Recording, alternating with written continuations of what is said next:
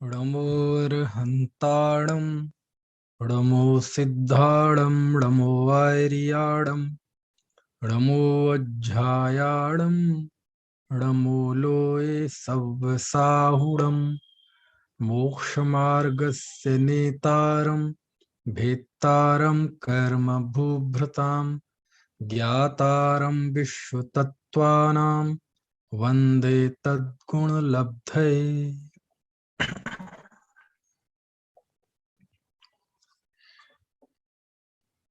तत्वार्थ सूत्र 7वां अध्याय। मरणांतकीम सल्लेखना जोशिता, कि मरण जीवन के अंत में उसी कहते हैं मरणांतकी। जीवन के अंत में होने वाली सल्लेखना को प्रीति पूर्वक सेवन करना चाहिए, ग्रहण करना चाहिए, ऐसा आचार्य संदेश देते हैं 22वें सूत्र में। तो इसी पे थोड़ी सी वार्ता हम कर रहे थे कि कैसे होता है सल्लेखना का ग्रहण और सल्लेखना के लिए जीव कैसे तैयारी करता है और किस समय ये सल्लेखना ली जाती है।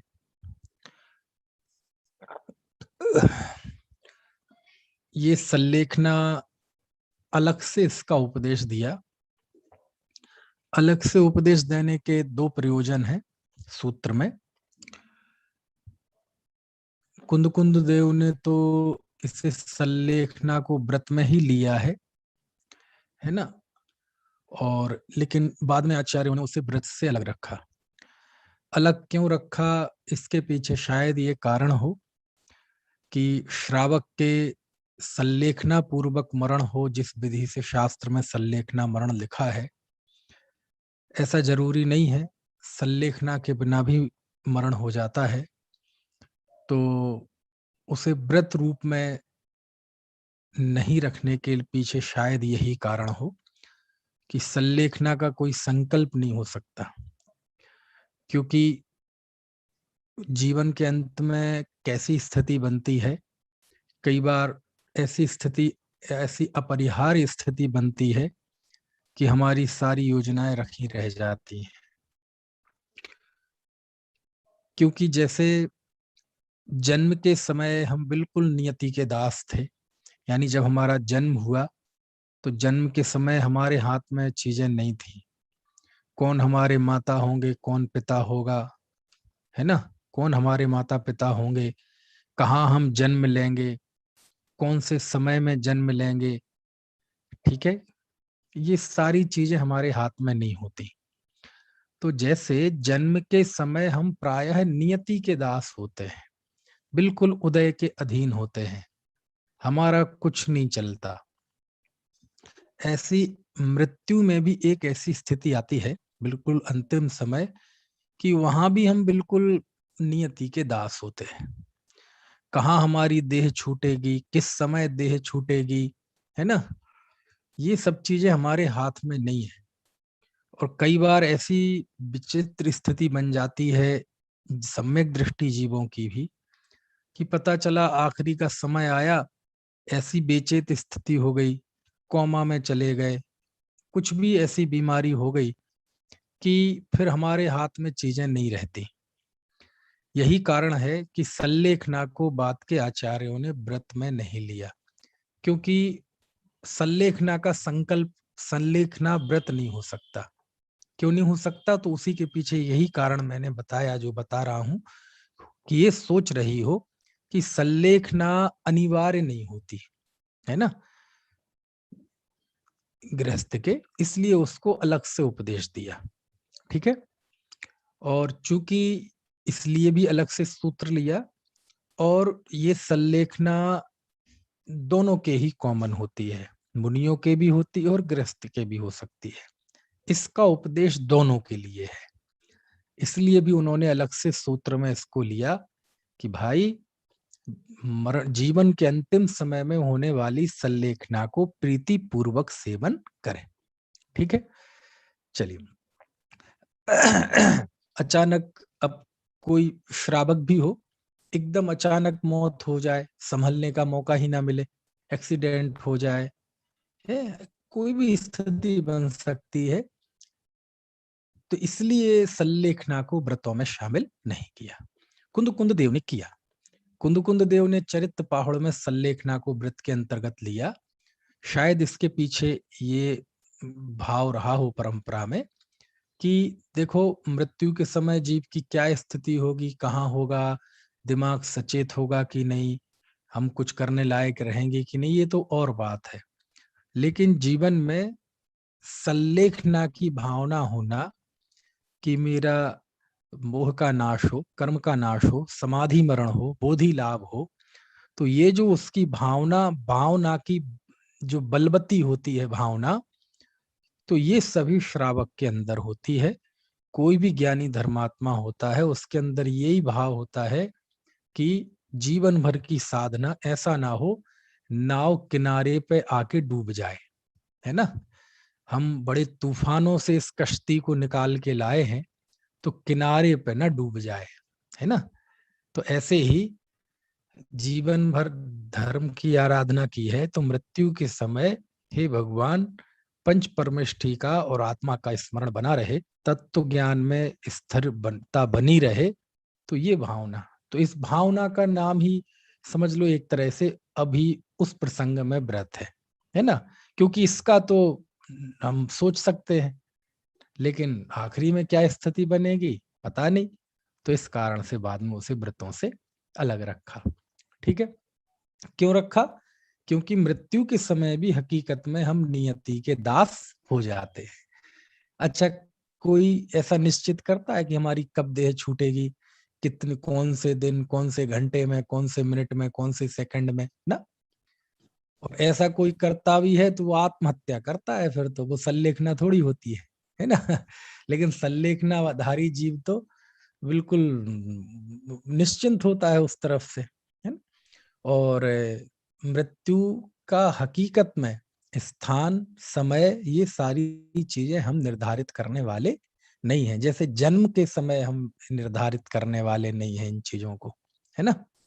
इसलिए उसे व्रत से अलग रखते हैं। और ये चूंकि ये दोनों के होते हैं, इसलिए अलग से सूत्र में ले लिया आचार्य ने, है ना। और शास्त्रों में तो ज्यादातर मुनि की सल्लेखना का वर्णन है, और बड़ा भाववाही वर्णन है ना। चलो, गृहस्थ की सल्लेखना की पिछले उसमें अपन ने बात की थी कि कैसे होता है। तो आचार्य ने स्नेह, बैर, संग, परिग्रह के त्याग कर महाव्रतों का आरोपित करने का आदेश दिया था, और ये कहा था कि सबको क्षमा मांगे, है ना, सबको क्षमा करें, किसी से कोई बैर भाव ना रखें। इसके लिए हमने श्लोक पढ़े थे ना, आचार्य समंत भद्र स्वामी के रत्नकर्ण श्रावकाचार्य के, तो बहुत अच्छे श्लोक थे। तो इस विधि से पूरी तरह से निश्चिंत होता वह जीव समाधि अंगीकार करता है, और दोनों इनको क्रश करता है, शरीर को भी क्रश करता है और कषाय को भी क्रश करता है। चूंकि मूल कार्य तो कषाय को क्रश करना है, तो शरीर को क्रश क्यों करता है? इसलिए करता है निर्ममत्व का भाव होने के लिए। क्योंकि आपने देखा होगा, जो जो व्यक्ति की उम्र बढ़ती है, त्यों त्यों वो सबसे ज्यादा शरीर के प्रति सावधान होता है। आप देखने वाला, 4 लोग बुजुर्ग बैठेंगे तो सबसे ज्यादा बात स्वास्थ्य की करेंगे, कहेंगे भाई ये है ब्लड प्रेशर, शुगर, ये यही उनकी चर्चा के केंद्र में होगा। या तो स्वास्थ्य की चर्चा करेंगे, या वर्तमान आधुनिक युग को, बच्चों को, वर्तमान के समय को कोसेंगे। समझ में आया ना। तो ये तो कोसना तो चलो अभी छोड़ दो, वो तो अपने विषय से संबंध नहीं है, लेकिन वो स्वास्थ्य की बातें करेंगे। ज्यो ज्यो उम्र बढ़ती है, स्वास्थ्य को लेकर, शरीर को लेकर चिंता होती है, तो शरीर को क्रश करते जाते हैं, है ना। क्योंकि शरीर अब वैसा नहीं रहा, पाचन शक्ति वैसी नहीं रही, वात पित्त कफ का बैलेंस बिगड़ने लगता है, तो धीरे धीरे भोजन कम करते जाते हैं, है ना। तो वो शरीर को क्रश करना, तो शरीर को क्रश करना मतलब शरीर से कोई दुश्मनी है, ऐसा बिल्कुल नहीं है। उससे कोई आत्महत्या का दोष लगता है, ऐसा बिल्कुल नहीं है।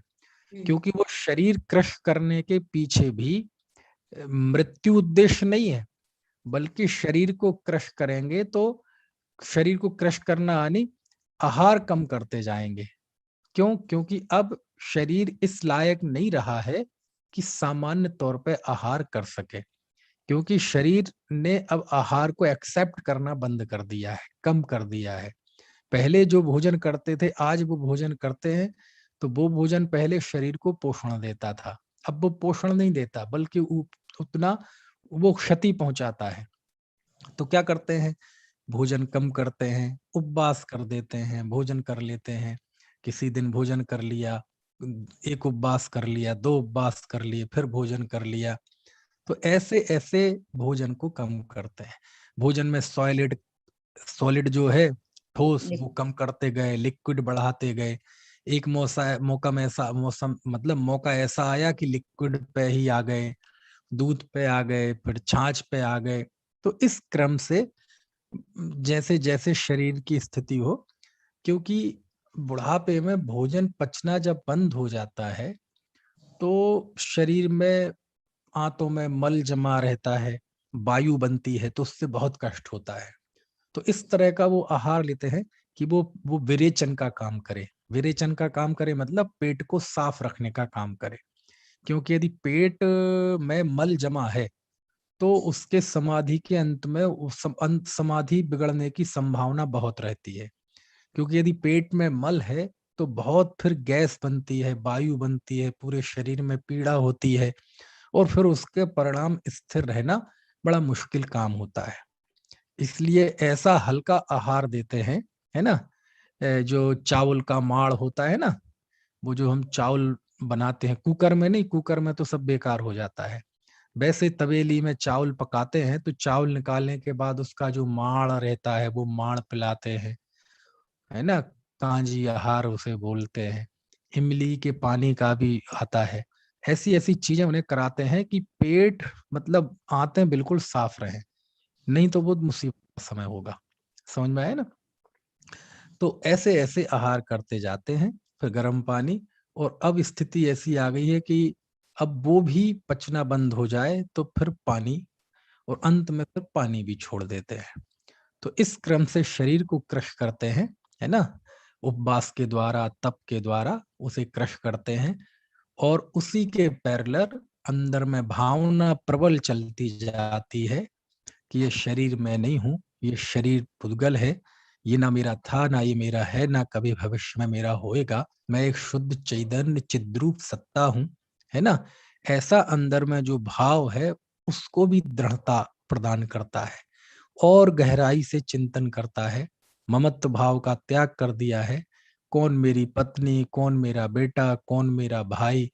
नहीं, कोई मेरा भाई नहीं है, कोई मेरी पत्नी नहीं है ना। अहमेक को खलु शुद्धो दंसणाण मयो सदा रूबी रवि अथ मज्ज किंचिबी अंडम परमाणु में तंपी, है ना। अहमेक को खलु शुद्धो, मैं एक शुद्ध, प्राण दंसण मयो सदा रूबी, ज्ञान दर्शन मई सदा अरूपी सत्ता हूँ। रवि अथ मज्ज किंचिबी अन्नम परमाणु में तंपी, और अन्न परमाणु मात्र किंचित भी मेरा नहीं है। ये बोध तो उस जीव को पहले से ही है, लेकिन अब इस भाव को और दृढ़ करता है, और दृढ़ करता है ना। क्योंकि अब मन में जो कुछ छोटी मोटी शल्य लगी थी वो भी छोड़ दी है, ममता भी छोड़ दी है ना। गृहस्थी और व्यापार वगैरह तो छोड़ ही दिए थे, समस्त पाप प्रवृत्ति छोड़ दी है। तो उससे जो चित्त में विशुद्धि आती है, तो विशुद्धता का ये बल होता है कि इस चिंतन में उसका और मन लगता है, और प्रगाढ़ होता है। जो उसकी प्रत्याख्यानावरण कषाय कर्म था वो और मंद होता जाता है, और मंद होता जाता है। अब गृहस्थ दशा में रहते हुए भी प्रत्याख्यानावरण कर्म नाश तो नहीं होगा, लेकिन धीमा पड़ता जाता है, धीमा पड़ता जाता है। क्योंकि एक एक कषाय के असंख्यात लोक प्रमाण परिणाम होते हैं, है ना। लीजिए एक जीव पंचम गुण स्थान में है, और 2 हैं, 3 है, असंख्यात जीव पंचम गुण स्थान में है मान लो, तो असंख्यातों जीव के परिणाम अलग अलग तरह के होते हैं। समझ में आया ना। क्यों? क्योंकि वो जो उनके अब जो दो कषाय का तो नाश कर दिया, अनंतानुबंधी और अप्रत्याख्यानामरण। अब जो प्रत्याख्यानावरण और बाकी कषायों का उदय है वो सबके अलग अलग तरह का पाया जाता है। समझ में आया ना? अब देखो, एक अर्जिका है ना, एक ऐलक क्षुल्लक क्षुल्लिका है, उनके भी पंचम गुण स्थान है। और एक व्यक्ति दुकान पे बैठा है और ग्राहकों को से बात कर रहा है ना, व्यापार कर रहा है, युद्ध कर रहा हो सकता है, सेना में भर्ती हो तो युद्ध कर रहा हो, तो वो भी पंचम गुण स्थान बढ़ती है। लेकिन अब इसके देखो क्या फर्क है, वो जो अर्जिका है वो केश लुंच कर रही हैं और अपना चिंतन कर रही हैं, तो वो भी पंचम गुण स्थान में है, और युद्ध करने वाला भी पंचम गुण स्थान में है। तो सबके वो प्रत्याख्यानामण कषाय के उदय की मंदता, तीव्रता, ऐसी सब है ना। तो उसने चूंकि पांचों पाप का, संग का, परिग्रह का, स्नेह का, बैर को त्याग दिया है, पारिवारिक जिम्मेदारियों से व्यवसायिक जिम्मेदारियों को छोड़ दिया है, ठीक है ना। तो अब ये होने से जो विशुद्धि बढ़ती है, तो उस विशुद्धि का उपयोग उसने काय के लिए किया? अपने चिंतन के लिए, तत्व मनन के लिए किया, अपनी भावना को दृढ़ करने के लिए किया, भेद विज्ञान में दृढ़ रहने का उपदेश, मतलब वो पुरुषार्थ करता है। तो जब ऐसा करता है तो उसके अंदर की शुद्धि भी बढ़ती जाती है। शरीर क्रश होता है लेकिन आत्मबल मजबूत होता है। शरीर नीचे की ओर जाता है, आत्मा ऊपर ऊपर की ओर जाता है, परिणाम स्थिर होते हैं, है ना। यही कारण है कि शास्त्रों में जो समाधि में रत जीव है, सल्लेखना में रत जीव है, उसका मालूम किस रस में वर्णन किया है भाई साहब उमाकांत जी? उस जीव का वीर रस में वर्णन किया है। अब देखो, समाधि का प्रसंग लोक के लिए तो करुण रस का प्रसंग है। करुण रस का कैसे? कि आपने देखा होगा जो घरों में फोटो लगी रहती है, किसी किसी घर में मुनिराज की फोटो लगी रहती है, मुनिराज की समाधि में रत है। देखा होगा ना आपने कि एक महाराज श्री लेटे हुए हैं, बिल्कुल हड्डियां निकल चुकी हैं, शरीर बिल्कुल क्रश हो चुका है, और एक मुनि के गोद में वो सिर रखे हुए हैं, इस तरफ मुनि है, इस तरफ मुनि है, और वो उनकी समाधि का फोटो है, समाधि का दृश्य है। तीर्थ धाम मंगलायतन में उसको वो वैसा भी बनाया है। तो वो घरों में होता है, बहुत अच्छा लगता है वो। तो लोक के लिए आपने देखा होगा, जैसे कोई मुनिराज का ऐसा शरीर दिखे तो हम क्या करते, अरे रे देखो तो शरीर की क्या स्थिति है। ऐसा ही होता है कि नहीं होता है? यानी हमारे अंदर में एक करुणा का भाव आता है ना। और आपने देखा होगा आजकल भी कई फोटो वायरल होते हैं, तो किसी माता जी महाराज जी या किसी श्रावक की समाधि हुई हो, तो उसके अंतिम समय का फोटो वायरल होता है, तो उसमें बिल्कुल शरीर में कुछ नहीं रहता, हड्डियां हड्डियां दिखती हैं, और कोई देखता है तो वही मुंह से निकलता है, अरे रे देखो तो दुनिया के लिए, लोक के लिए, सामान्य जनता के लिए तो जो संलेखना का प्रसंग है वो करुण रस उत्पादक है। वो करुण रस पैदा होता है उससे। करुण रस तो आप जानते हैं ना, साहित्य में करुण रस होता है, करुणा रस। जैसे हम किसी दुखी जीव को देखें तो हमारा हृदय करुणा से भर जाता है ना, सहानुभूति से भर जाता है।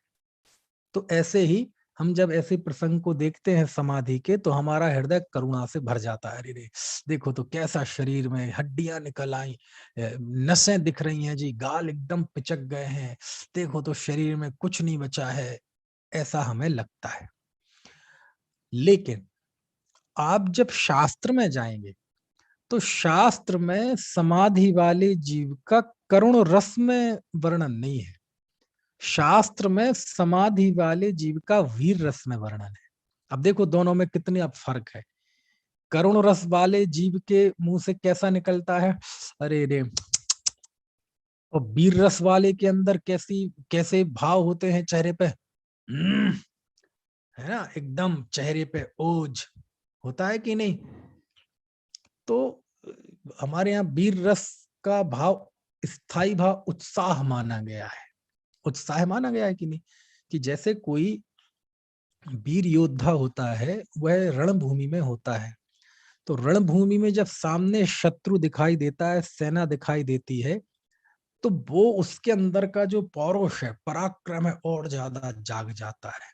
उसकी धमनियों में रक्त प्रवाह तेज हो जाता है ना, आंखों से अंगारे बरसने लगते हैं। और कदाचित ऐसी स्थिति आए कि सामने वाली सेना प्रबल हो जाए, वो हम पे हावी होने लगे और हमारी सेना कमजोर पड़ने लगे। तो ऐसी स्थिति में हमारी जो सेना कमजोर पड़ रही है, उसमें दो तरह के लोग होंगे। कुछ लोग तो भागने लगेंगे कायरता की वजह से, पीठ दिखाकर, और कुछ ऐसे होते हैं उत्साही कि जब मुसीबत का समय आता है तो उनके अंदर का पौरुष, उनके अंदर की वीरता और मजबूत हो जाती है। वो और उनकी आंखों में गुस्सा आ जाता है और उनकी फड़कने लगते हैं कि मैं मर जाऊंगा, मेरा शरीर मिट्टी में मिल जाएगा, लेकिन शत्रु को मैं मातृभूमि की ओर पैर नहीं बढ़ाने दूंगा। तो उनका उत्साह और बढ़ता जाता है। समझ में आया ना? है, अभी कुछ समय पहले एक बॉलीवुड में मूवी आई थी जिसका नाम था बाहुबली। और बाहुबली में दो सेनाओं का युद्ध होता है। एक तरफ रहती है माहिष्मति की सेना जिसका सेनापति होता है बाहुबली, और दूसरी तरफ सेना रहती है कालिकेय की सेना, और दोनों में घनघोर युद्ध होता है। और एक मौका ऐसा आता है कि माहिष्मति की सेना बाहुबली की सेना कमजोर पड़ने लगती है और उसके सैनिक भागने लगते हैं, मृत्यु मृत्यु मृत्यु, मतलब मृत्यु के डर से भागने लगते हैं। तो उस समय जब बाहुबली को लगता है कि हम ताकत से नहीं हारते, जिस समय हमारा हौसला गिर जाता है हम उसी समय हार जाते हैं। जब हमने मान लिया कि हमारे मन में शंका उत्पन्न हो गई कि अब हार सकते हैं, और ये मान लिया कि अब तो हार ही गए, तो समझ लो उसी समय हमारी हार हो जाती है ना? हर चीज में होता है ऐसा, खेल में होता है। क्रिकेट में आप जाके देखोगे तो कई ऐसे खिलाड़ी होते हैं लड़ाकू, जो जो विषम परिस्थिति आती है, चैलेंज आते हैं, तो उनका खेल निखरता है। समझ में है ना? व्यापारी ऐसे होते हैं कि जो जो उनके सामने मार्केट में चैलेंज आते हैं, उनका कौशल और उनका वो जो मार्केटिंग का तरीका है उसमें और बदलाव करके वो और निखार लाते हैं और सफलता प्राप्त करते हैं। हर क्षेत्र में होता है ना? तो वो बाहुबली जब देखता है कि हमारे सैनिक लौट रहे हैं, तो सेनापति में एक गुण केवल ये नहीं होना चाहिए कि वो अच्छा योद्धा हो, उसको ये भी अंदर में एक विशेषता होनी चाहिए कि वो अपने सैनिकों में जोश भर सके, अपने सैनिकों में जज्बा भर सके। डरे हुए, हतोत्साहित, है ना, भाग रहे सैनिकों के बीच में फिर से वह उत्साह जागृत कर सके, ऐसी उसके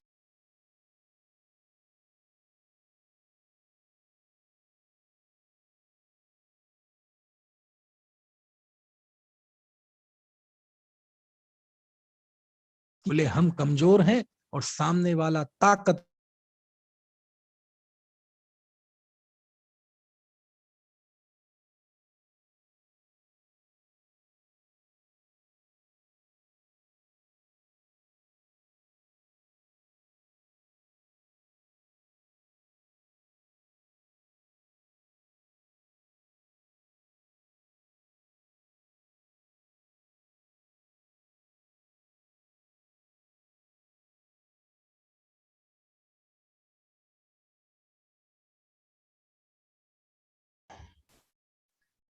आज ऐसी चल रहा है नेट, मुझे लग रहा है आज डिस्टर्ब करेगा।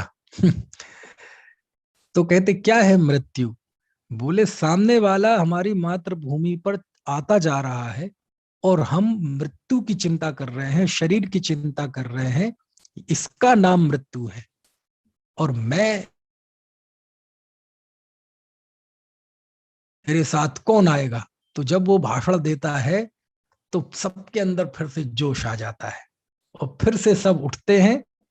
कोई, किसी का पैर कटा है, किसी को खून बह रहा है, किसी को कैसे कैसे चोट लगी है, उसके बावजूद भी वो फिर से शस्त्र उठाते हैं और भिड़ जाते हैं और अंततः वो जीत जाते हैं। तो ये जो उत्साह है, वीरता का भाव है ना। और तो समाधि में स्थित जो जीव है उसका वर्णन शास्त्रों में बिल्कुल इसी तरह का है ना। किस तरह का? एक वीर योद्धा की तरह, कि जैसे वह रणभूमि में जाता है कोई वीर योद्धा, तो सामने शत्रु की सेना दिखाई दे रही है, तो जो जो शत्रु प्रबल होता है तो इसका पौरुष और बढ़ता जाता है ना। इसके अंदर का उत्साह और बढ़ता जाता है। यद्यपि शरीर क्षीण है, शरीर तो अशक्त है, लेकिन अंदर में आत्मबल बढ़ता जाता है। अंदर की विशुद्धि और वैराग्य और अनासक्ति और आत्मा में स्थिरता वो बढ़ती जाती है। वो बढ़ती जाती है तो बस उसका दुख, उसकी पीड़ा कमजोर होती जाती है। हाँ, लेकिन कभी कभार ऐसा भी होता है कि जब सामने शत्रु बहुत ही प्रबल हो तो हमारे मन में भी संदेह पैदा हो जाता है, क्योंकि मनुष्य है ना आखिरकार।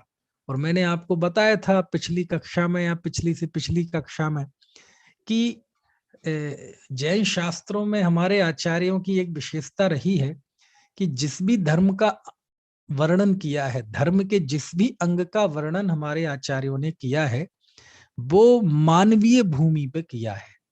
वो ये बिल्कुल व्यवहारिक रूप से किया है कि जो धर्म के अंग का पालन कर रहा है वह जीव मनुष्य है ना। उसकी 2 आंख, 1 मुंह, 1 नाक, 2 हाथ, 2 पैर है ना। तो एक मनुष्य जीवन की जो कमजोरियां होती हैं, कभी हताश हो जाना, कभी एकदम उत्साह आ जाना, कभी शिथिलता आ जाना चित्त में, ये सारी चीजें स्वाभाविक तौर पर होती हैं। और खास तौर से इस काल का जो जीव है उसके तो ये कुछ ज्यादा ही होती है, ये दृढ़ नहीं रह पाता, इसका आत्मबल बहुत मजबूत नहीं है ना। अच्छा, ये बता दीजिए कि मेरे सामने जो चित्र आ रहे हैं वो रुके हुए आ रहे हैं, क्या आवाज पहुंच रही है आप तक? आ रही है। आ रही है। अच्छा अच्छा, चलो ठीक है, आवाज पहुंचनी चाहिए, है ना। तो ऐसे वीरता का वर्णन किया है ना, कि भाई जब वह जीव थोड़ा सा, जैसे वहां वो बाहुबली कह रहा है ना कि तुम डर गए, ऐसे ही जब कोई शपथ होता है, भगवती आराधना में आप जाएंगे तो उस जीव के ऐसे परिणाम गिर जाते हैं कभी कभार। भूख सताती है, प्यास सताती है, शरीर में पीड़ा होती है, तो बोलो जिन मुनिराज ने पूरे जीवन भर रत्नत्रय की आराधना की है वह जीव भी उसके परिणाम डिगने लगते हैं, गिरने लगते हैं, हौसला गिरने लगता है, पीड़ा सही नहीं जाती। तो उस समय आचार्य उपदेश देते हैं, लगभग 750 गाथाओं में वो उपदेश है आचार्य का भगवती आराधना में, कि वो क्या उपदेश देते हैं, समझ में आया ना। और वो है बहुत जबरदस्त उपदेश है। उस जीवों को चारों गतियों के दुखों का बताते हैं कि अरे तुमने नरकों में इतनी भूख सही है, इतनी भूख सही है कि 3 लोग का अनाज खा लिया जाए तब भी भूख ना मिटे, है ना। ऐसी ऐसी तुम भूख को सह के आए हो और आज जरा सी भूख में तुम्हारे परिणाम गिरने लगे, समझ में आया ना। अरे तुमने जीवन भर आराधना की है और किनारे पे आके तुम्हारा ये रत्नों से भरा हुआ जो जहाज है ये डूब जाएगा, जीवन असफल कर चला जाएगा, समझ में आया ना। नरकों के दुख तुमने सहे नहीं ना, व्रत खराब करके, साधना खराब करके यदि चतुर्गति परिभ्रमण में भटक गए तो आचार्य वहां संसार का स्वरूप बताते हैं, उसको पूरा 12 भावनाओं का भी चित्रण है उसमें, सारा आचार्य बताते हैं, बहुत बढ़िया मार्मिक उपदेश है। तो वापस दृढ़ हो जाता है, समझ में आया ना। तो ऐसा पौरुषपूर्ण वर्णन है, समझ में आया। और ये भारत भूमि तो वैसे भी इस भावना वाली जीवों की भूमि है। आपने देखा होगा कि अब राजस्थान के जब रण बाकरों की चर्चा चलती है, मेरे सामने हालांकि कोई राजस्थान का भी चित्र तो नहीं दिख रहा, चित्र में तो कोई नहीं दिख रहा, वैसे कोई यूट्यूब वगैरह पे सुन रहा हो या सुनेगा तो पता नहीं। राजस्थान में आते ना किस्से, कि ऐसे ऐसे योद्धाओं के किस्से आते हैं कि वो युद्ध में ऐसा उनके अंदर उत्साह चल रहा था, ऐसी रगों में खून दौड़ रहा था कि सर कट गया, तो सर कटने के बाद उनका धड़ भी युद्ध करता रहा कुछ देर तक, और सर कटने के बाद धड़ ने भी 2-4 शत्रुओं को मार दिया। तो ऐसा सब वर्णन आता है साहित्य में भी, काव्यों में आता है। तो कोई समझता है कि ये अतिशयोक्ति अलंकार है, क्योंकि काव्य में अलंकार की भाषा मुख्य होती है, बढ़ा चढ़ा के चीजों को बताया जाता है। लेकिन कुछ बढ़ा चढ़ा के बताया हो वो बात अलग है, लेकिन विज्ञान ये कहता है कि ऐसा होता है जब कोई तीव्र भाव होता है अंदर में, जैसे सैनिक होते हैं आज भी, तो जब बहुत एकदम जोश में होते हैं तो गोली वोली भी लग जाए। वैसे तो जरा सी कई सैनिक ऐसे होते हैं इंजेक्शन नहीं लगवा सकते, वैक्सीन के इंजेक्शन में ऐसे पहलवान बड़े बड़े वैक्सीन पकड़ पकड़ के उन्हें लगवाना पड़ रहा है, चीख रहे हैं, चिल्ला रहे हैं, ऐसे सैनिक भी हो सकते हैं कोई। और वैसे जब अंदर में वीरता का भाव होता है, लड़ाई लड़ते हैं तो गोली लग जाती है, 4-4 5-5 लग गई, फिर भी चले जा रहे हैं, फिर भी शत्रु पे गन चला रहे, गोली चला रहे। और हमें जो परमवीर चक्र वगैरह, शौर्य चक्र वगैरह मिलते हैं जिनको, उनकी आप गाथाएं सुनो, कहानी सुनो, तो पता चले कि कई कई गोलियां शरीर में घुसी रही और वो कई घंटे युद्ध करते रहे। बहुत साल पहले तो जब मैं बचपन में, जब केवल दूरदर्शन एक चैनल चलता था, उस समय तो रविवार के दिन प्रत्येक रविवार को पूरा एक कार्यक्रम ही आता था, परमवीर चक्र। और उसमें हमारे वर्तमान दौर के, मतलब 1947 के बाद के जो वीर थे, जो लड़ाइयों में शहीद हुए अथवा बचे हुए हैं आज भी, उनकी गाथाएं दिखाते थे। समझ में आए ना?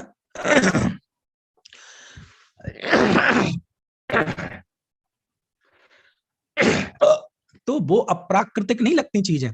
विज्ञान ये मानता है कि सर कटने के बावजूद भी, है ना, क्योंकि सर कटा मतलब दिमाग का कनेक्शन तो कट गया, लेकिन दिल का कनेक्शन अभी भी है। और राष्ट्रीय भावना हृदय में होती है, दिमाग में नहीं होती, है ना। ज्यादा बुद्धिमान लोग, ज्यादा दिमागदार लोग तो कायर प्रकृति के हो जाते हैं, डिफेंसिव हो जाते हैं। दुनिया में ये जो इस तरह के कार होते हैं, वो दिल वाले, जिगरे वाले ही कर पाते हैं। समझ में आए ना? तो दिमाग का कनेक्शन तो कट गया, लेकिन अभी जिगरा चल रहा है। और वैसे भी जो डॉक्टर मृत्यु डिक्लेयर करता है, जब तक हृदय गति ना रुक जाए पूरी तरह से, वो डिस्प्ले पे आता है ना, जब तक बिल्कुल सीधी लाइन ना आने लगे, तब तक उसे मृत नहीं मानते, भले ही दिमाग डैमेज हो जाए।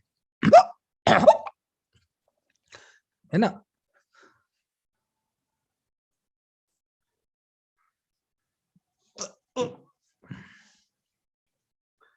है ना? तो ये तो वो भूमि है। और ऐसे ऐसे किस्से आते हैं कि जब कोई सैनिक युद्ध के लिए जाता था, देश के लिए, अपनी मातृभूमि की रक्षा के लिए, तो उसकी पत्नी उसका तिलक करती है, और तिलक करके ये कहती है कि पीठ पे गोली खा के मत आना, है ना। क्योंकि पीठ दिखा के यदि आ गए तो तुम कायर कहलाओगे, है ना। और यदि सीने पर गोली खाई तो शहीद कहलाओगे। मैं कायर की सुहागिन से ज्यादा अच्छा शहीद की विधवा कहलाना पसंद करूंगी। मैं जीवन भर शहीद की विधवा रह लूंगी, लेकिन कायर की सुहागिन होने में मुझे कोई रस नहीं है, इससे अच्छा तो मैं विधवा रह लूंगी। ऐसा वो अपने पति को कहती है कि मर कर आना, लेकिन कायर होकर मत आना, पीठ दिखाकर मत आना। और यदि पीठ दिखा के आओगे तो यहां मत आना। यदि तुम कायरता के साथ आ भी गए तो ये मैं मानूंगी कि तुम मर गए।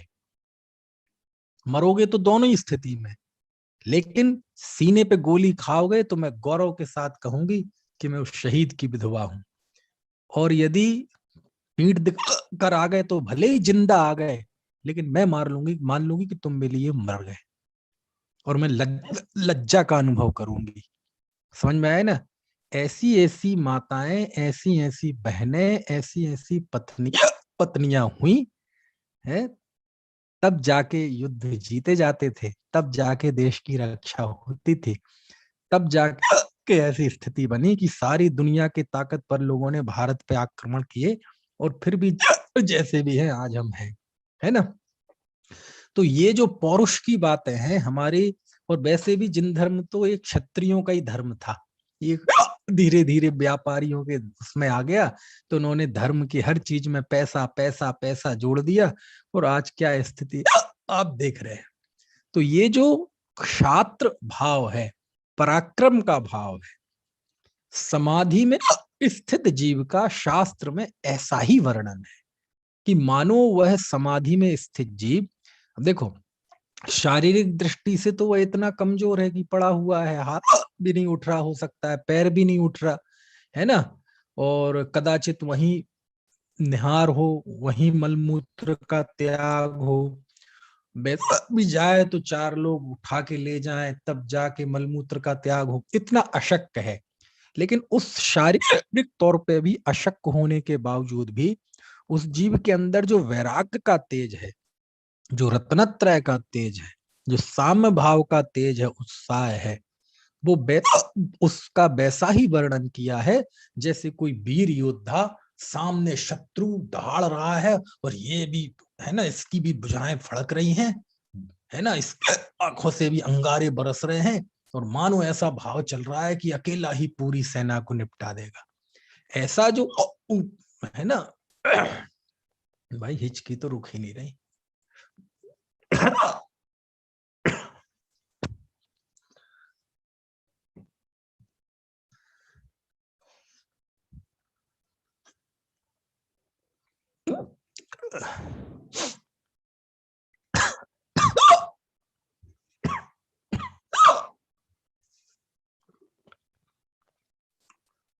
है ना, ये पता नहीं क्या हो जाता है कभी कभी।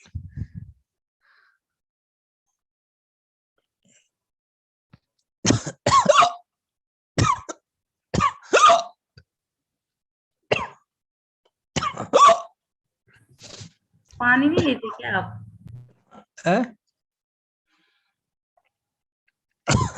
पानी पी के नहीं बैठते होंगे। ठीक है, अब वो होता रहता है और सब अपने आप।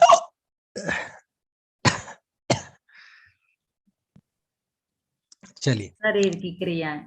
बस जीभ मोड़ लीजिए डॉक्टर साहब, आप जीभ मोड़ के पीछे लगा लो तालू के थोड़ी देर के लिए, जीभ मोड़ के पीछे लगा लीजिए, ऐसे करके पीछे लगा, पीछे थोड़ी देर में ठीक हो जाएगा आपको। जीवा को मोड़ के तालू पे ले जाइए आप, इसको अंदर को, ऊपर वाले नीचे वाले, ऊपर को ले जाइए, ऊपर डॉक्टर साहब पीछे ले जाइए, पीछे खींच करके। तो रुक गई, आपके अभ्यास करने में ही रुक गई हिचकी तो। चलो, तो ऐसे कहने का आशय ये है कि ये जो वीरता पूर्व वर्णन किया है, और एक स्थिति तो ऐसी आती है कि आचार्य ने 750 गाथाओं में समझाया, तो वह जीव समझ तो गया, लेकिन एक बार फिर से मन विचलित हो जाता है। और वहां शास्त्र में लिखा भगवती आराधना में कि वह व्यक्ति मालूम चीखने चिल्लाने लगता है।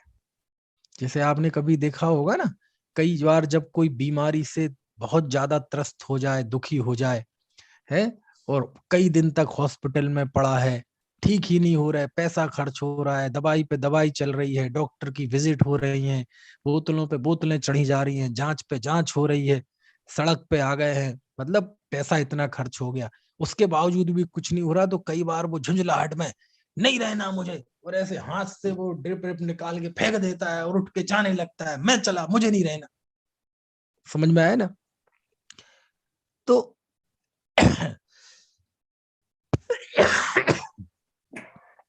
तो ऐसे ही तो ऐसे ही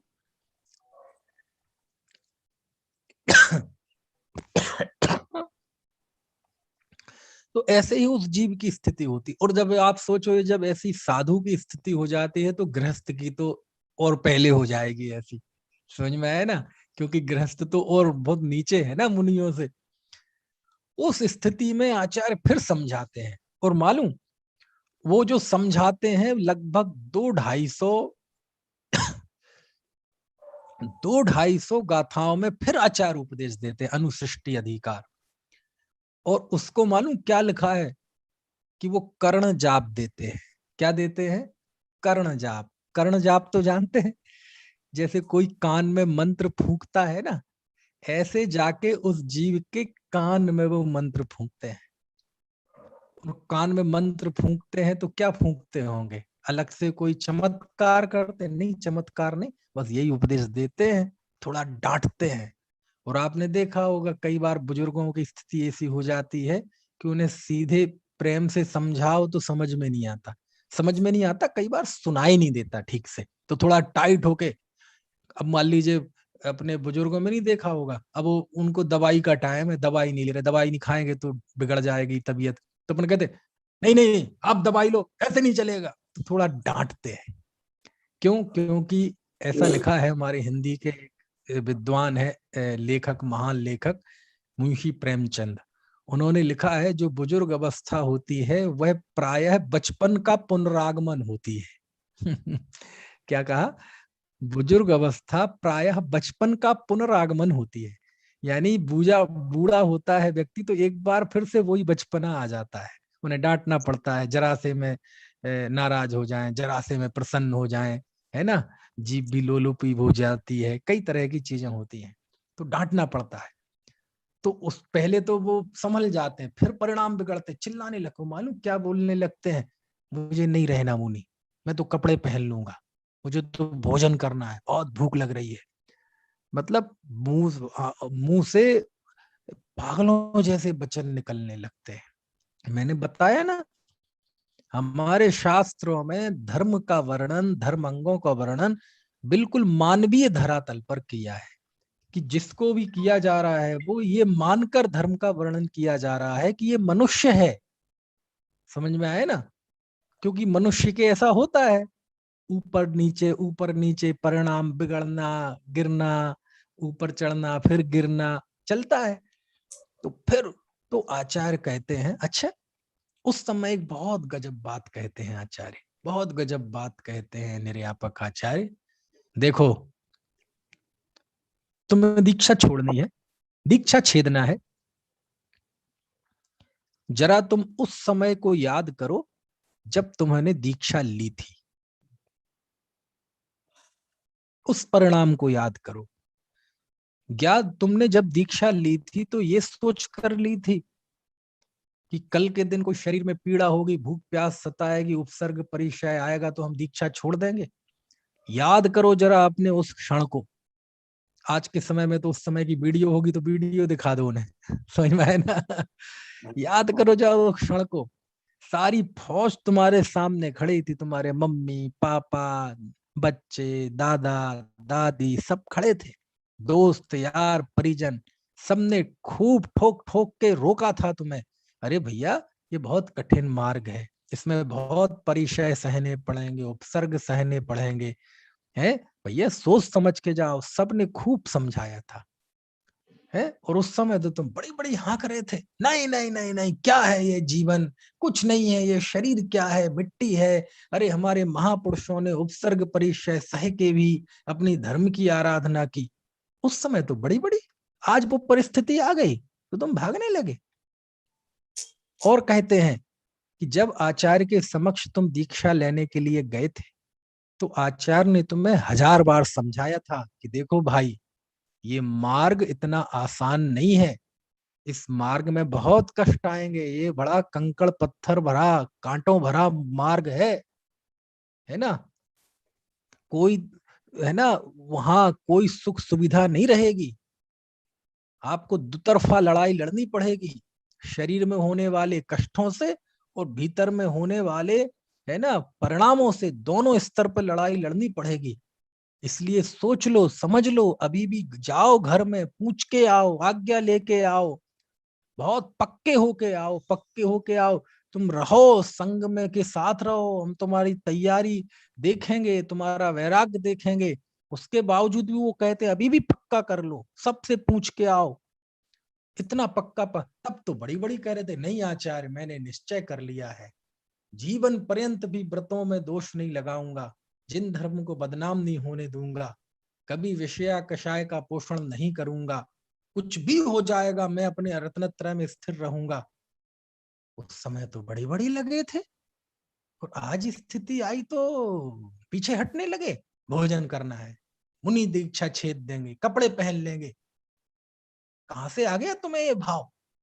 और फिर उस समय आचार्य मालूम आदर्श बताते हैं। आदर्श मतलब ऐसे ऐसे मुनिराजों के कथानक सुनाते हैं, कहानी सुनाते हैं।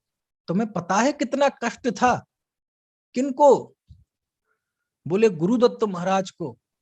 जब गुरुदत्त महाराज आत्म ध्यान में लीन थे तो एक है ना उपसर्ग करने वाले ने उनके पूरे शरीर में रुई डाल दी। रुई है ना, लपेड़ के, कपास रुई तो जानते ना आप, रुई लपेड़ के उनको आग लगा दी थी। शरीर जल रहा था, लेकिन वो अपनी ध्यान आग्नि से अपने कर्म जलाते रहे। यहां शरीर जलता रहा, उन्होंने कर्मों का नाश कर दिया, विचलित नहीं हुए। तुम जरा से भूख प्यास में हो गए।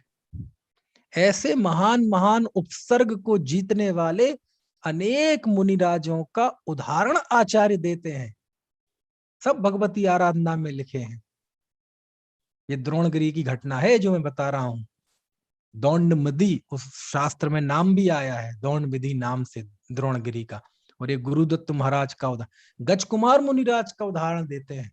देखो तो गजकुमार मुनिराज के ऊपर सिगड़ी जलती रही, और सिगड़ी जलती रही, सोचो कितना कष्ट हुआ होगा। और उस दशा में उन्होंने कर्मों को जला दिया, विचलित नहीं हुए। वो भी तुम्हारी तरह चीखने लगते, चिल्लाने लगते तो केवल ज्ञान की प्राप्ति होती। और तुम्हें जरा सी भूख में चिल्लाने लगे, जरा से कष्ट में चिल्लाने लगे, तुम्हारे ऊपर सिगड़ी तो नहीं जल रही ना। ऐसा ऐसा ऐसा ऐसा कहते हैं आचार्य, उपदेश देते हैं। और कई कई सुकमाल मुनि का, सुकौशल मुनि का उदाहरण देते हैं। समझ में आया ना? और कई कई मुनि हैं जो तुम मुझे याद आते जा रहे हैं। ऐसे ऐसे उपसर्ग जयी केवलियों का, उपसर्ग जयी संतों का, कि दारुण उपसर्ग जिन्होंने सहा, दारुण उपसर्ग जिन्होंने सहा, और उपसर्ग के काल में भी उन्होंने अपनी आराधना नहीं छोड़ी। क्योंकि वो कह सकता है ना, हे महाराज अब भैया हमारे तो नहीं सहा जाता। तो वो कहते क्यों नहीं सहा जाता? तुम कोई अलग से जीव हो क्या? और वो कोई अलग से जीव थे क्या? गजकुमार और गुरुदत्त महाराज आदि आदि और सुकौशल मुनिराज, है ना, सब मुनिराजों के उदाहरण दिए, है ना, है? अलग थे क्या वो? ऐसे ऐसे आचार्य उदाहरण बताते हैं, मिसाल देते हैं कि देखो ऐसा समय आने पर भी उन्होंने आराधना नहीं छोड़ी। तुम च्युत होने लगे। याद करो अपने उस परिणाम को, जिस परिणाम के साथ तुमने दीक्षा ली थी। उस समय तुम्हारा क्या पौरुष था, क्या अंदर में उत्साह था। और उस समय के उस पौरुष वाले परिणामों को और आज के तुम्हारे इन निकृष्ट परिणामों को, दोनों को पलड़े पर रखो और दोनों की तुलना करो। और जब तुलना करोगे तो तुम अपनी नजरों से गिर जाओगे कि कहां वो परिणाम और कहां ये परिणाम। ऐसा आचार उपदेश देते हैं। समझ में आए ना? क्यों? क्योंकि वो मैंने बताया ना कि मनुष्य मानकर वर्णन किया है आचार्य ने कि ये जीव मनुष्य है, और मनुष्य के, और इस पंचम काल के मनुष्य के तो खास तौर से ऐसे परिणामों में ऊपर नीचे होता रहता है, सबके होता है। समझ में आया ना? तो ऐसा गजब का वर्णन है। और जब फिर वो आखिरी में जब उसे समझ में आ जाता है कि आचार्य सच में आपने हमें बचा लिया, यदि आप नहीं होते तो सच में हमारा तो जीवन बर्बाद हो जाता, हम तो अपने जीवन भर की पूरी साधना खत्म कर देते। इसीलिए निर्यापक आचार्य को कहा है कि जैसे कोई जीव है ना, सारी लहरों से बचाकर अपना जहाज, रत्नों से भरा हुआ जहाज किनारे पे ले जाए, लेकिन किनारे पे जहाज से वो माल उतार कर किनारे पे रखे ना कोई, है ना। तो बोले तुम्हारा तो वो किनारे पे लाना बेकार हो जाएगा, क्योंकि चाहे बीच में माल डूबे चाहे किनारे पे लाके डूबना तो है ही। ऐसी बोले निर्यापक आचार्य कौन होते हैं कि तुम किनारे पे ले तो आए हो नैया, जहाज, लेकिन अब कुशल मल्लाह, क्योंकि आखिरी में आपने देखा होगा कभी नाव आओ में बैठे होंगे तो नाव तो चलाते रहो लेकिन आखिरी में उतरना फिर कठिन हो जाता है, डर लगता है। तो कहते ऐसा निर्यापक आचार्य का यही काम होता है। और आप पढ़ना, थोड़ा सा पढ़ने की आदत डालें।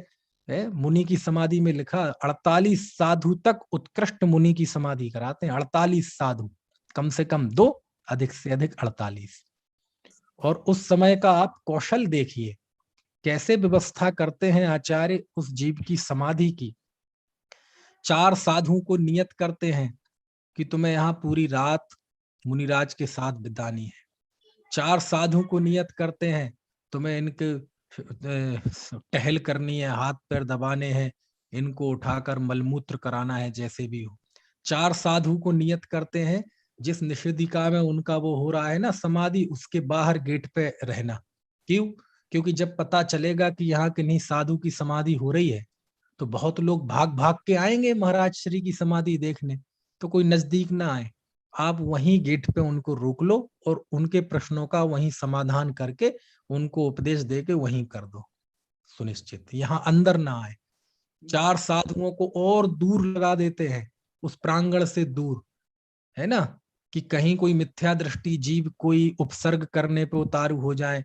क्योंकि होता ना, क्योंकि जिन धर्म के और सब विरोधी हर काल में हुए हैं, तो कोई वहां उपद्रव की संभावना बनने लगे कि कोई गलत फहमी फैला दे, कुछ गुमराह कर दे कि यहाँ तो एक व्यक्ति को लोग इकट्ठा होकर उसे जान से मार रहे हैं। कर दिया ना आत्महत्या का केस कि ये सल्लेखना तो आत्महत्या है।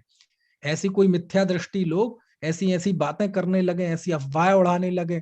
तो 4 साधु इसी काम के लिए नियत किए जाते हैं कि वो मिथ्या दृष्टि जीव कोई ऐसा आए तो उसे समझा दें कि भैया ये किसी को मार नहीं रहे हैं, ये कोई आत्महत्या नहीं हो रही है, ये समाधि है, ये सल्लेखना है, ये साधना है, ऐसा। तो ऐसे ऐसे नियत करते हैं आचार्य। साधु आपकी ड्यूटी है मुनिराज को समझाना, और इनके सामने कोई वैसी कथा मत करना, है ना, परमत के खंडन की, है ना, ना ना ना, ऐसी बहुत। तो इतनी मर्यादा, 48 साधु उत्कृष्ट लिखे हैं कि 48 साधु मिलके समाधि कराते हैं, समझ में।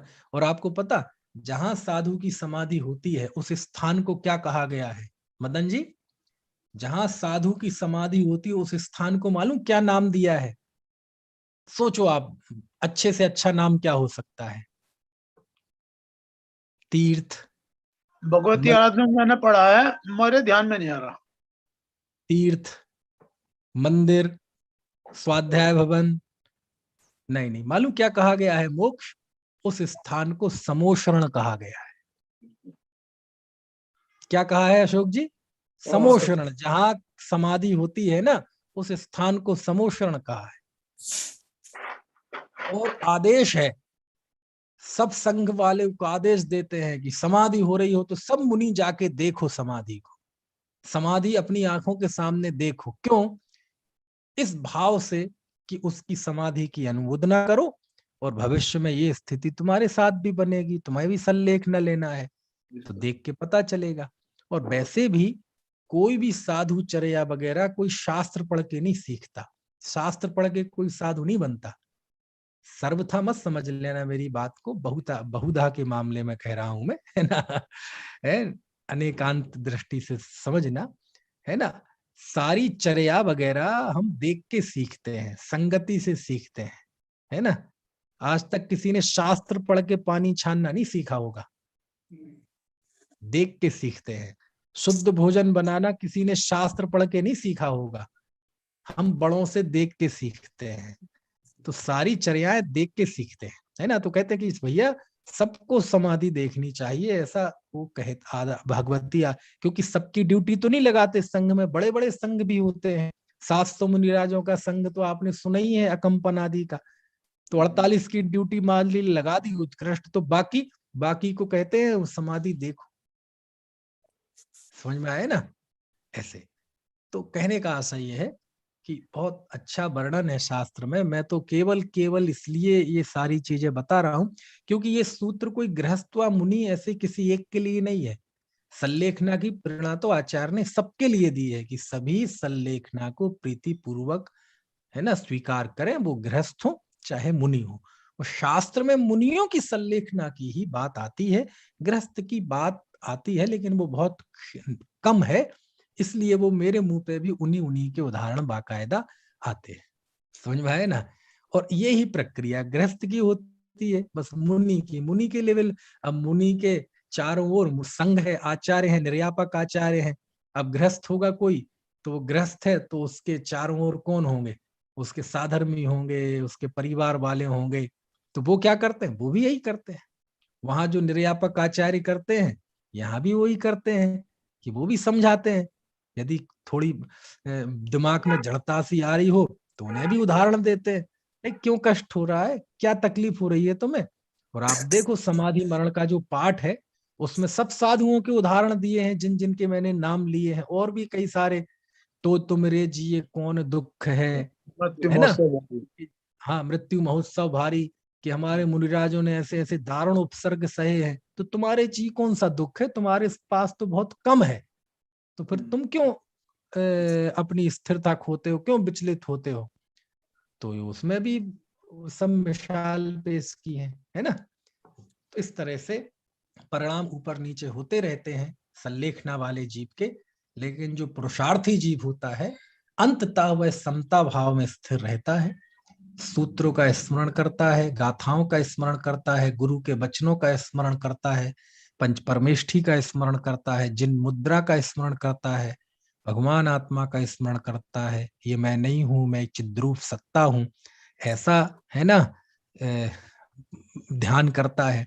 और अंत में एको हम, शुद्धो हम, सिद्धो हम, निरंजनो हम, है ना, ऐसा अपने आत्मा में स्थिर रहने का पुरुषार्थ करता है, स्थिर भी हो जाता है।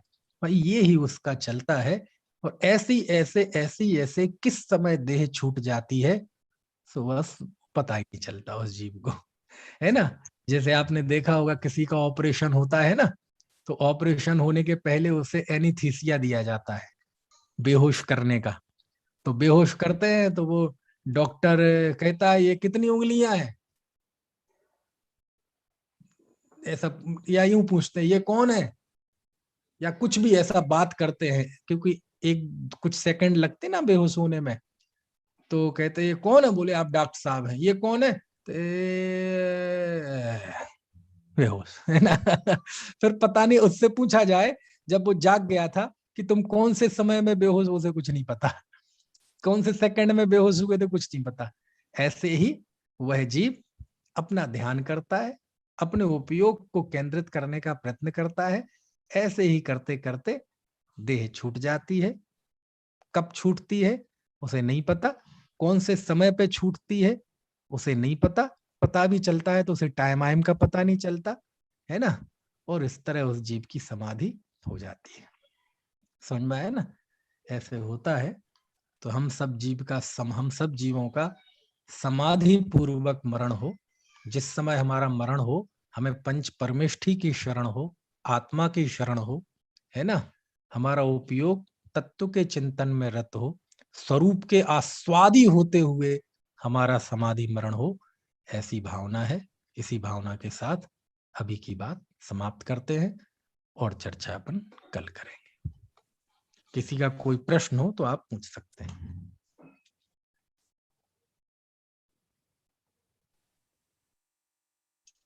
सर आवाज आ रही, सर आवाज आ रही क्या? हाँ बता। हाँ सर समाधि के बाद कितने भाव बाकी रहते, मतलब और वो जब अपना देह निकलता है तो ये कैसे सामान्य विग्रह गति से जाता है, तो उनका जीव भी वैसे विग्रह गति ऊर्ध्व गमन कौन सा गमन करते जाता है दूसरे पर्याय में? वो तो देव गति में जाएगा, वैमानिक देव होगा तो ऊपर की तरफ जाएगा, है ना। तो वो मनुष्य का आकार लेकर ही जाता है क्या वो विग्रह गति में से देव गति में? नहीं, मनुष्य शरीर तो यही छूट जाएगा, नहीं मनुष्य मतलब शरीर उस लेकर क्यों। आकार आकार लेकर जाना पड़ेगा ना उसको, कौन सा ना कौन सा। विग्रह गति में तो पूर्व शरीर का ही आकार रहेगा।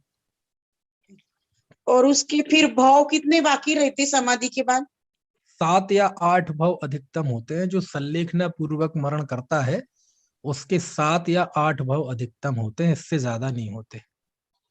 और यदि आपने अभी बताया कि समाधि के बाद मतलब उसको खाने की वगैरह इच्छा रहती, तो उसका ये पूर्वकृत कर्म मानना होगा का अपने को, ऐसी इच्छा होने के बाद? नहीं, वो क्षणिक हो जाती है, फिर बाद में अपने उस भाव की निंदा ग्रह करके उसको छोड़ देते हैं फिर, क्योंकि वो मैंने बताया ना वो मनुष्य है और परिणाम ऊपर नीचे हो जाते हैं किसी जीव के, तो वह जीव अपनी उस भाव की निंदा ग्रह करके फिर से अपने वैराग्य में स्थिर हो जाता है।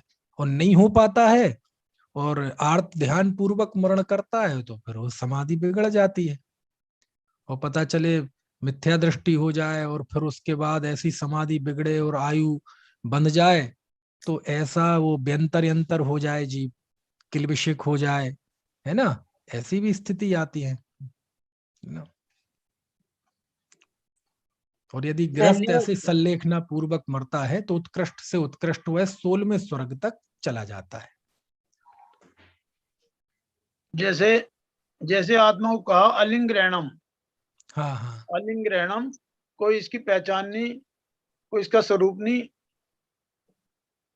ऐसा कहा अलिंग ग्रहणम आत्मा को। हाँ तो हाँ। तो इसकी पहचान कैसे हुई? इसके 10 भाव रह गए या 5 भाव रह गए, कैसे पहचान हुई? ये थोड़ा मेरा प्रश्न था।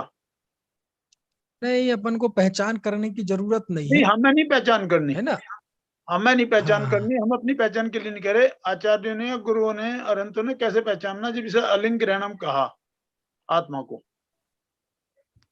आत्मा के भाव थोड़ी कह रहे, तो भाव तो आत्मा के ही हैं कि आत्मा के भाव इसको नहीं कह रहे। इस जीव के 10 भाव हैं या 5 आत, भाव हैं, ऐसे कहा ना। अरे जीव और शरीर का एक जो अब संसार में एक जो संबंध है उस संबंध की अपेक्षा कह रहे हैं।